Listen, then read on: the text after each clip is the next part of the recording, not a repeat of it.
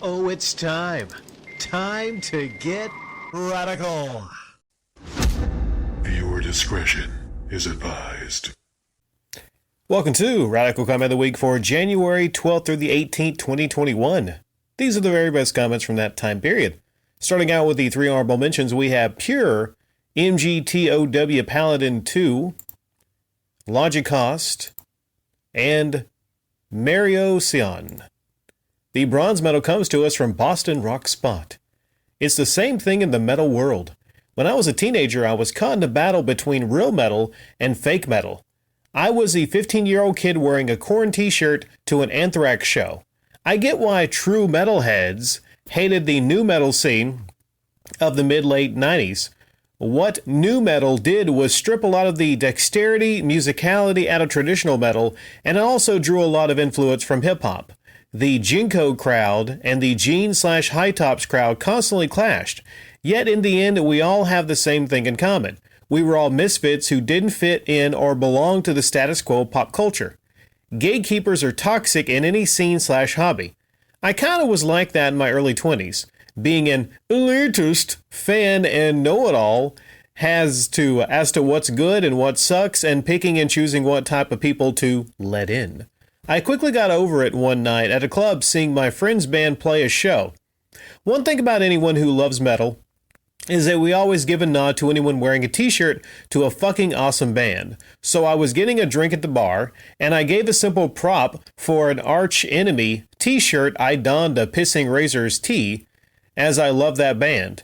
The snarky remark I got back was, "That's what my shirt says. Oh look, Pissing Pantera. Snob." Basically, if anyone shows an interest or wants to learn more from a hobby, collector, fan of anything, instead of brushing them off as a poser, why not show them the way and recommend a starting point? If you like this, then try these, to keep them interested instead of completely turning them off. After all, isn't it supposed to be a community? I think it's one thing we lose sight of a lot, whether it's the gaming community, whether it's sports, people liking certain sports teams. When you see somebody that has a shirt from a sports team that you like or whatnot, or maybe it's a obscure team, right? I mean, a lot of people there have Lakers jerseys, or I don't know if a lot of people really rock Clippers jerseys, I guess nowadays. But if you see somebody that has, I don't know, what's one of the teams that probably, Pelicans are big now because they got Zion. Who's probably a team that almost nobody wears? Maybe Orlando Magic, right? Orlando Magic. If you're a sports fan and if you see somebody wearing a Orlando Magic jersey, you're like, hell yeah, the Magic. I think the more obscure something is, then the more you're going to be into it. Like if you see somebody wearing a Family Guy, shirt, you're like, okay, Family Guy. A lot of people are Family Guy fans. But if you see somebody wearing a solar opposite shirt, or let's say if you're into anime and you see somebody, wearing a Naruto shirt, you're like, okay, Naruto. But if you see somebody wearing a Ninja Scroll shirt, you're like, oh, fucking yeah, fucking hell yeah, Ninja Scroll, it's a badass movie. Or like a Vampire Hunter D or something like that. But I'm sorry I kind of deviated from your comment. But yeah, I saw pictures of Jinko jeans and everything. What the fuck were people thinking? It'd be funny is like, somebody making a video on YouTube, there might be some out there, just going through the crazy styles to the decades and looking back and going, what the hell were they thinking with those styles? As far as metal bands, you know what? I don't know a lot about metal, classic metal. I mean, I could learn a whole lot. I'll tell you, there are some groups that I really love. And I don't know. Leave it in the comment section down below. What are some of your favorite metal bands, just from any era? Thank you there, Boston Rock Spot. The silver medal comes to us from Ektval. Gatekeeping is a double-edged sword. It keeps the riffraff out, but in the end you create a hug box of feeding each other's egos and begin to stagnate as a person/community. Growth for the sake of it isn't always good. Heck, if gaming was less mainstream, who knows, DLC might not even exist to this day. If there's more people, the individual has less power in a hobby. Again, dual edge. For example, Let's say you're mad at Madden releasing a new game every year, and every trick in the book to squeeze money out of you. Okay, so you withdraw your $60, $70 from its profits each year. So what? EA says, I gain 1,000 new customers every day, so then you try to organize a boycott group to increase the impact you have on their profits. You get a good 100 members, but then the movement fizzles out without even an acknowledgement from EA. It turns out most of Madden's customers are just dumb jocks who don't even know what an internet is. Much less would even notice you to say, game's good, bro. It's only $100, but with the season pass, what a steal. A company that only has 1,000 customers total, signing out is going to be noticed. It's going to hurt real bad. More than one person leaving? Managers are losing sleep over that, thinking, what did I do wrong? See where I'm going with this? The lesson is, hobbies get destroyed by trying to seek external validation, which is common in geeky hobbies since that type of person has low self-esteem. So they have to show off this thing they put 8 to 14 hours into to everyone they come across. But you are right, because it can definitely devolve into a king of the sandpit mentality, fostering even worse man-children in society.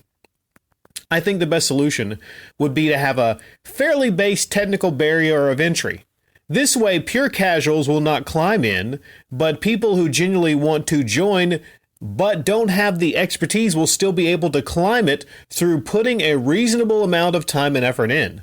Have you ever heard of the Sad Panda website, Rick? It's a special kind of website to do special kinds of things with your body. But if you don't have the key, you will only see a picture of a sad panda. I don't have the motivation, so even though I've seen guides on how to enter, I probably won't even bother. But when I think about sad panda, I think about South Park. You know, sexual harassment, panda. Hey, kids. Makes me a sad panda. That's a funny episode. It's a funny episode, right? But you're talking about a website, Sad Panda? I've never heard of that. You said a special website to do special kind of things with your body? I don't know. I mean, I've done special things with my body, usually, with other people's bodies, usually together. But I don't know, I think I've pretty much at this point done every special thing you can really do with a body, but I don't know. I don't know if I really want to visit this website. I bet there's some crazy stuff on that website. Maybe I'll just stay away from that.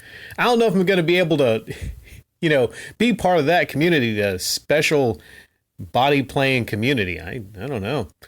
Now, you said, you made a good point when you said that if a company is huge, then the impact that you might have is very minimal. I guess it, comes to numbers, right? At this point, EA and Madden is kind of like a freight train. All right. How many YouTubers kind of do their Madden rants every single year? I think Angry Joe has a yearly, Madden rant. And you could make an argument that maybe if enough people with enough influence come out and say some things about Madden, then things might change. Well, you know what they say? They say insanity is doing the same thing over and over again, but expecting a different result. So if Angry Joe comes out and comes against Madden every year, or just in general with a lot of, bigger companies and whatnot. Now, if you see that that's having little to no effect, and EA is laughing about it, because EA pretty much they own the NFL franchise. They own the video game franchise. So I could possibly see if there was a competitor, right? But I'm not saying people can't speak out if they want to, but people like Angry Joe will come here and they'll say, I like Angry Joe. Angry Joe's fighting for us. Madden's going to be better next year because Angry Joe. No, it's not. And I think deep down, Angry Joe knows that, because there's no competition to Madden. What's key is competition, to actually criticize something. You look at wrestling right now. AEW is, they're coming up a little bit. They got a lot of money. They're throwing money. They got The Big Show. They got Christian Cage, which I was going to do a side upload on, but I don't think I'll really have time for that. But I don't think AEW is in any way, shape, or form really a threat to competing with WWE. But you can make the argument, hey, you know what? There's some other wrestling show to watch. There ain't no other NFL game in town. And I don't think there's going to be for a while. So, I mean, I really don't see the point in a lot of those Madden Rant uploads if the idea is you're actually really going to change things.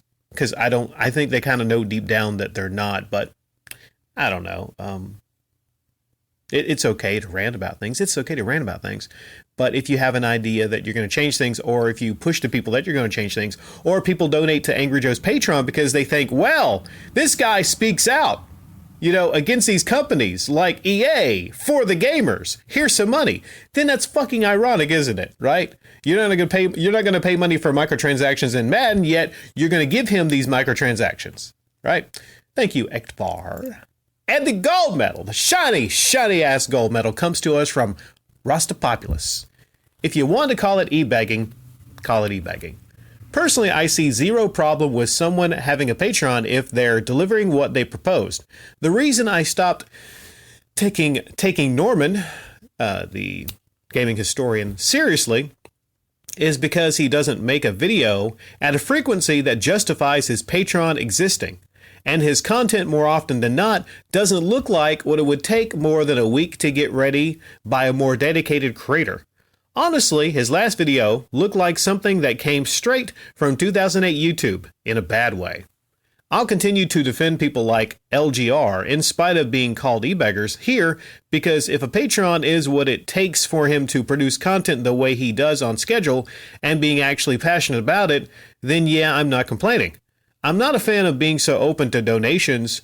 You have more material than you can possibly cover, which is unfortunately the case for Clint.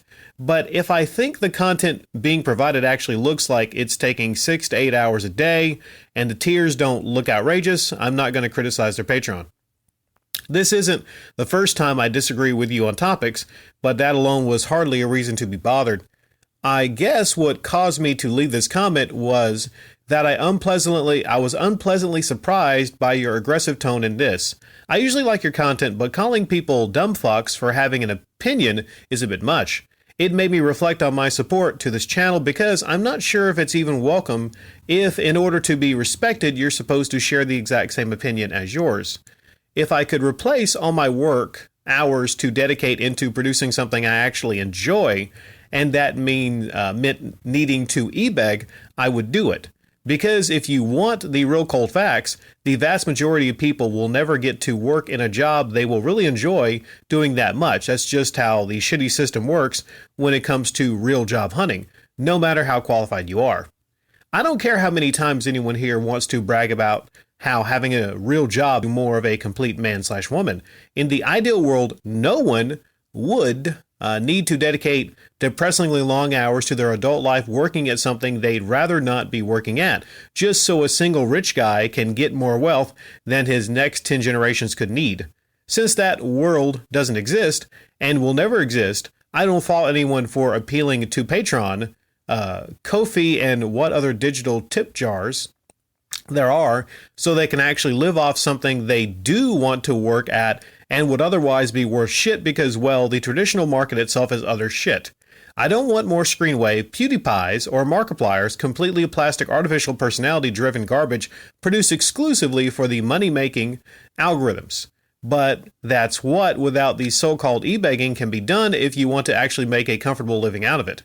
I don't want more MGRs, John Hancocks, Boogies, or DSPs either. But a channel like LGR or GameSack?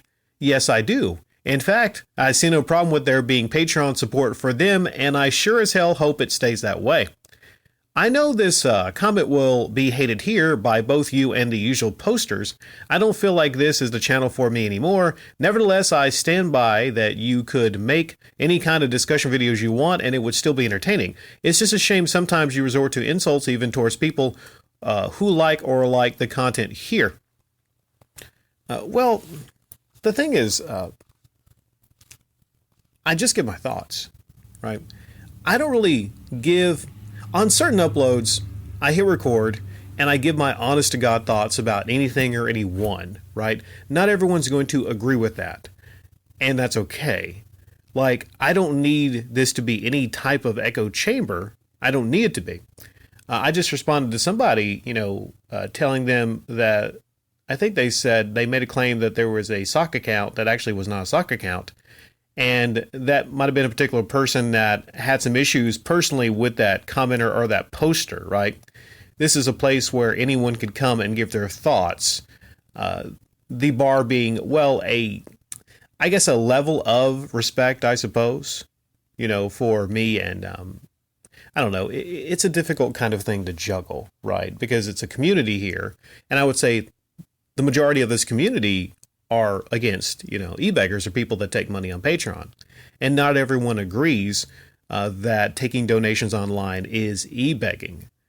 And I don't really know what to say to those people because I think it is. I'm pretty positive that through the years here, have kind of put it through that taking money online for, just talking about video games, I mean, that's e-begging, right? Not everyone feels that way, but I strongly feel that way. So it's a tough balance. It really is. And this is a comment that I probably don't 100% agree with. And a lot of people might not agree that this is the, gold medal comment of the week. But in that same scenario, that other comment, which was actually, you could say maybe defending an e-beggar somewhat, it was a very well-stated, well-written comment, right? So you can see how this kind of gets very, very, very difficult very quickly because, I keep up this show, which is actually judging and grading comments, and this is the best one of that week, but I don't agree with it. So I'm objective here. This is a perfect example of that. I don't know if you're still around. I don't know if you left the channel. But, I could kind of see how some people would maybe want to leave the channel. I could see that, right? But, I mean, it's not for everybody. Like, not everyone's going to agree with my thoughts. And that's perfectly okay. Or maybe you're still around, maybe you don't comment anymore, and that's perfectly okay. Now, one thing you talk about here is, certain channels, differentiating certain channels. Like a good example would be differentiating an MGR channel versus a GameSack channel. In both scenarios, you have two channels that do have Patreon. And I would say that there's no, as far in the actual video quality, there's no comparing a GameSack and a MGR. GameSack is a better quality channel than MGR. I've even stated that even though I don't like the fact that they have a Patreon, there's nothing that's going to stop me from saying that those are well put together uploads. The thing is, they are hobby uploads about video games. And I just don't think that in any way, shape, or form, I don't think that if you have a hobby upload channel on this platform, I don't think that you should be taking in donations from your audience, plain and simple.